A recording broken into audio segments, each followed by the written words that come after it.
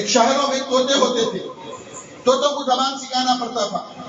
تو طوطے کی زبان انسان تو سیکھ نہیں سکتا، طوطے کو زبان سکھانا ہے انسان کی. اب اس کو ٹیچر طوطا تو لا نہیں سکتے. اب انسان سمجھائے تو سمجھائے کیسے، سکھائے تو سکھائے کیسے. تو اس وقت کے بہت عقل مند لوگوں نے ایک کام کیا کہ ایک کمرہ بنایا جس میں ایک ہی دروازہ رکھا. اس کے بعد وہ پورے خالی کمرے میں ایک پنجرے میں طوطے کو لگا دیا. طوطا اندر ہے، پورا کمرہ خالی ہے، جہاں سے دروازہ ہے وہاں ایک بڑا آئینہ لگے ہوا ہے. وہ آئینے کے پیچھے ایک آدمی کھڑا ہے. اب اس کے بعد طوطا ہر طرف دیکھا، ویرانہ ہے، کوئی نہیں، خالی طوطا ہے، پنجرا ہے. طوطا بولا کوئی بھی نہیں ہے، میں اکیلا ہوں، میں اکیلا. اب اس کو آتا کیا، ٹیٹ ہے، اپنی گا رہا تھا.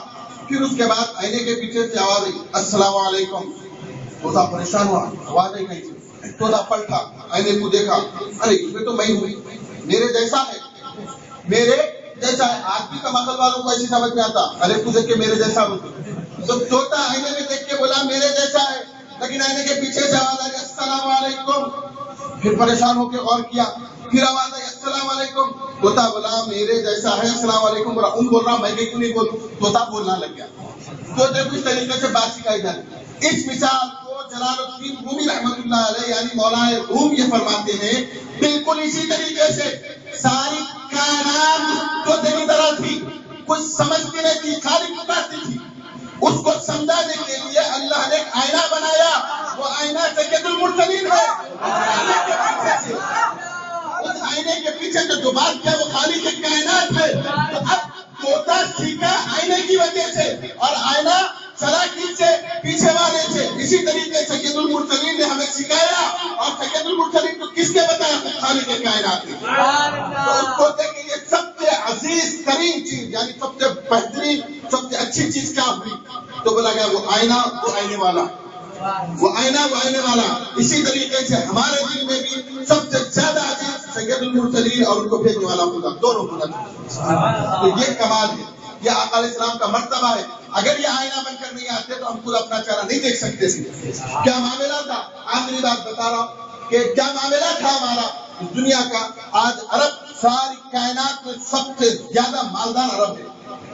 بلا شبہ الشمس، جیسا صبح کا سورج دوپہر کا سورج الگ اعلان دکھتا، ایسا آج ساری کائنات کو معلوم ہے سب سے مالدار آج کے دور میں عرب ہے.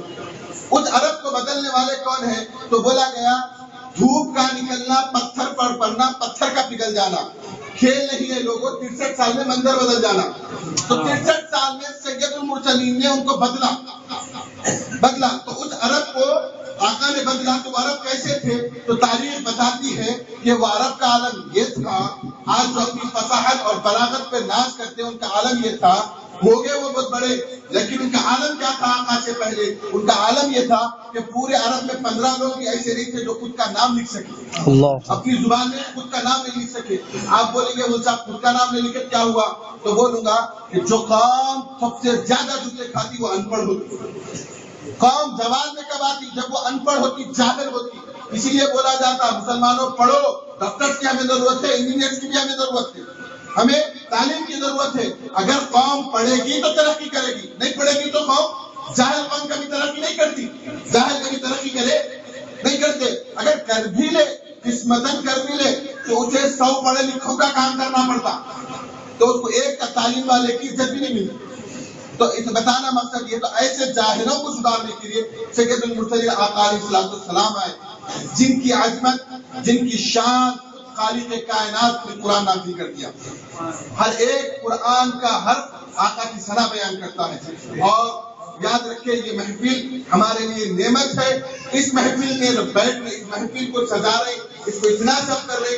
ارے انجانے میں یہ محفل ایک کافر ابو لہب جیسا منایا تو فائدے میں آ گیا. بخاری شریف کی حدیث ہے، بخاری کے بغیر اگر کوئی بات نہیں سننا چاہتا تو بخاری کی حدیث ہے. ابو لہب مر گیا، آقا حضرت حمزہ کے حضرت عباس رضی اللہ تعالیٰ غالباً صحابی رسول کے خواب میں آیا.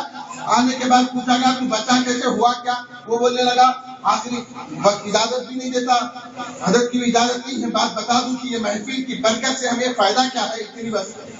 قبر میں ہے، پوچھا گیا ابو لہب سے کیا بات ہے، وہ تو امت محمدیہ کا فرعون تھا، اللہ اتنا ناراض، تجھ سے اتنا ناراض پورا سورج تیرے کو بتوا دیا، پورا سورج تبت یدا تو تیری بیوی سے اللہ کی نفرت کرتا تھا. وامرأتہ حمالۃ الحطب, تیری بیوی کے گٹھیاں باندھنے کو, لکڑیاں جمع کرنے کو گن دیا. اللہ اس سے بدوا دیتا تھا. اللہ خود اتنی نفرت تیرے دنیا میں کرتا تھا, اب تو اس کے چنگل میں ہے. جب تک رسی ڈھیلی تھی تو یہ عالم تھا کہ اللہ بدوا دیتا تھا, اب تو اس کے پاس آ گیا, اب بتا تیرا کیا عالم ہے. کہنے لگا بڑا مشکل میں ہوں. اب جیسے جھوٹنے والے کو تنکے کا سہارا, بولنے لگا بہت مشکل میں ہوں, لیکن یوم الاثنین بڑا اچھا دن ہے. بولا وہ کیا؟ پیر کا دن بہت اچھا ہے. بولا وہ کیوں؟ بولے اس دن مجھے تھوڑا سکون ہوتا. بولے کیوں سکون ہوتا؟ تو بولے وہ اس واسطے کہ وہ اتفاقاً ان میلاد منانے کے لیے ایسا کام نہیں کرا. اتفاقاً بھائی کے گھر بیٹا پیدا ہوا, یعنی بھتیجا پیدا ہوا. عرب میں بیٹا پیدا ہونا بڑی بات تھی. اس واسطے بیٹا پیدا, بھتیجا پیدا ہونے کی خوشی میں اس نے اپنی انگلی کے اشارے سے میلاد منائی. یعنی میلاد کہتے ہیں نبی کی پیدائش کو. میلاد کے معنی برتھ ڈے, عام زبان میں میلاد کے معنی سالگرہ. تو نبی کی برتھ ڈے یا نبی کے پیدا ہونے کا خوشی منائی اس نے انگلی کے اشارے سے, زبان سے نہیں بولا. جو خبر لا کے دیا حضرت شعیبہ رضی اللہ تعالیٰ, جن کا دودھ آقا علیہ السلام نے خود نوش فرمایا ہے. حضرت شعیبہ آپ اتنی مقدس خاتون ہیں کہ آقا کے گھر میں خادم تھی ابو لہب کے گھر میں, لیکن اس طرح جو دل میں تھا نبی پیدا ہوتے آزاد ہو گئی. نبی پیدا ہونے کی خبر دے دی تو آزادی مل گئی انگلی سے. وہ بھی انگلی کے اشارے سے جب آزادی مل گئی, شعیبہ تو اپنے گھر چلے گئی, لیکن ابو لہب کا فائدہ اٹھا رہا. تو کیا فائدہ اٹھا رہا؟ تو وہ انگلی سے جس کے اشارے سے اس نے شعیبہ کو آزاد کیا, اس سے اس کو ہر پیر کے دن کچھ میٹھا پانی آتا, جس کی وجہ سے وہ سکون میں آ جاتا. روز جسے پیر کھولتا پانی ملے, اس کو میٹھا پانی مل گیا تو نعمت مل گئی آدمی. تو روزانہ نبی کی وجہ سے غفلت سے میلاد منایا تو فائدے میں آ گیا. اب یہاں خالق کائنات کا نظام دیکھو. اللہ ہے خالق مطلق ہے, خود فرما رہا ان اللہ علی کل شیء قدیر, ہر چیز پہ ہماری قدرت. ان اللہ علی کل شیء محیط, ہر چیز کو ہم گھیرے ہوئے ہیں. بیدک الخیر, ہر خیر ہمارے ہاتھ میں ہے. قل اللہم مالک الملک, ہم ہر مال بادشاہ کے بادشاہ, ہم ہر ملک کے بادشاہ, ساری دنیا ہماری ہے. تو جب سب تیرا ہے پروردگار, تو ابو لہب کے جسم میں بھی کئی حصے تھے. اس کے پاؤں کو خود انگلیاں تھے, اس کے ہاتھ میں خود انگلیاں تھے.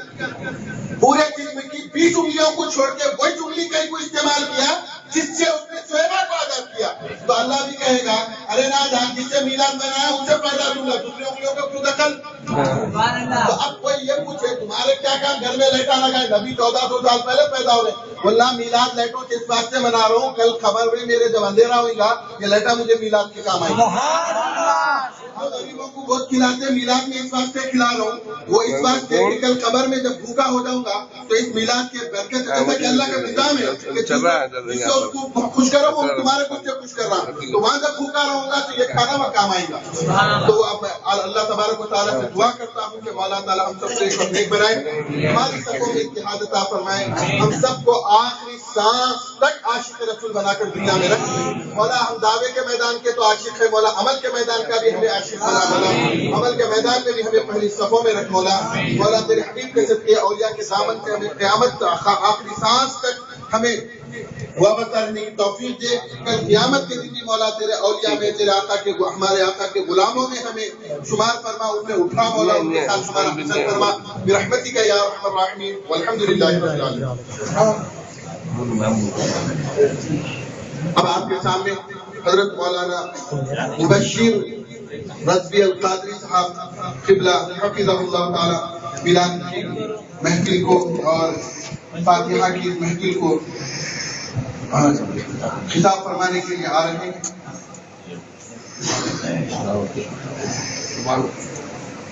السلام علیکم ورحمۃ اللہ تعالی وبرکاتہ.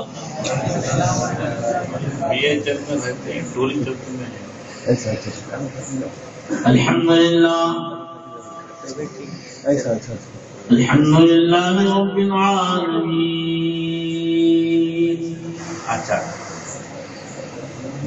والعاقبۃ للمتقین